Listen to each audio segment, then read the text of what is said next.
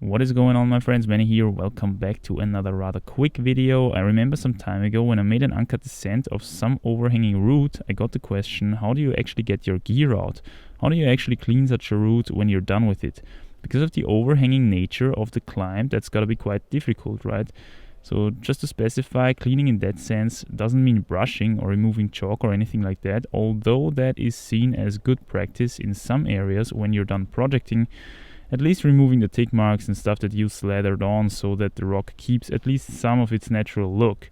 It rather means simply getting out your gear, recollecting your quick draws and stuff which you placed and used during projecting. One thing right away before we start, I'm not saying that my methods are the best practice here and should be done by everyone, because of safety or something. No, in fact, there's many methods which get the job done. However, when I do it the way I do it, it feels relatively efficient to me from an energy conservation point of view.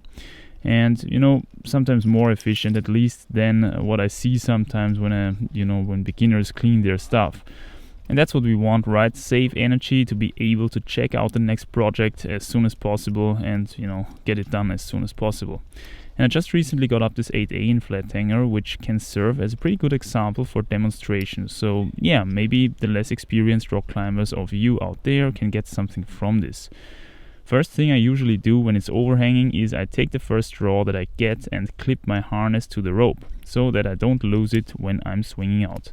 When you do that, take care that you put the snapper, which is usually in the bolt, into the belay loop of your harness and the other one into the rope. This way the small edges of the bolt binder, which it may have accumulated over time, won't damage the rope whilst sliding down.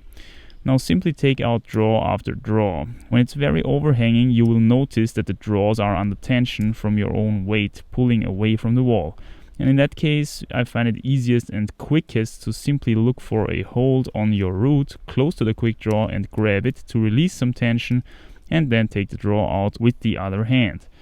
When there is no hold or only really bad ones, maybe at the crux or so, you can also try working with momentum.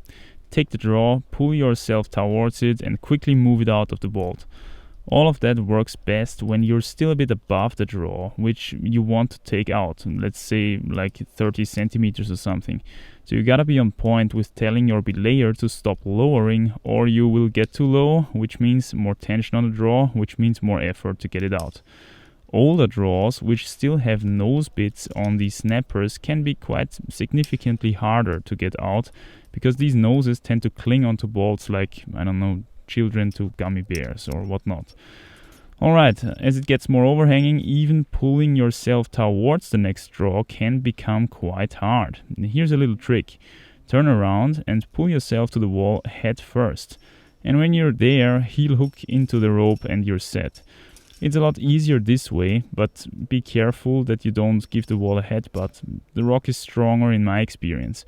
The jumps back into the rope can become quite intense as it gets more overhanging, so try to always keep everything under control in front of you so that you don't fall onto the rope when letting go, which can get painful, and avoid rope twists, which can get painful for your rope, so to say.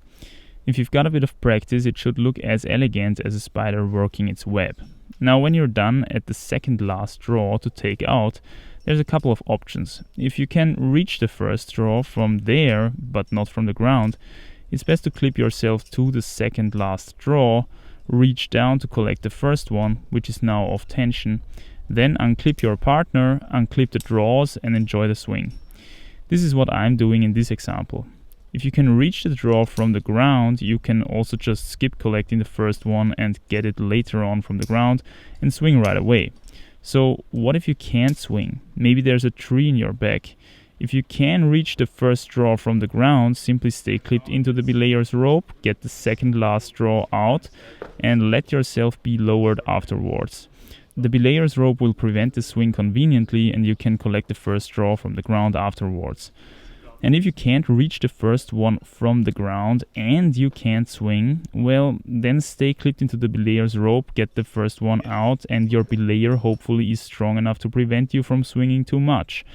Maybe there's a possibility to hold on to some rock or something. Or the start of the route is easy and you can actually simply climb it down. So that's basically how to clean overhanging roots in short, how I do it most of the time, just a matter of practice like most things in life. Also, in the meantime, most of the very overhanging classics have fixed gear on them anyway, so that's of course a huge time saver and energy saver. Anyway, thanks for watching, drop a like and opinion down below, that helps a lot as you know, and I'll see you soon in the next one. Bye.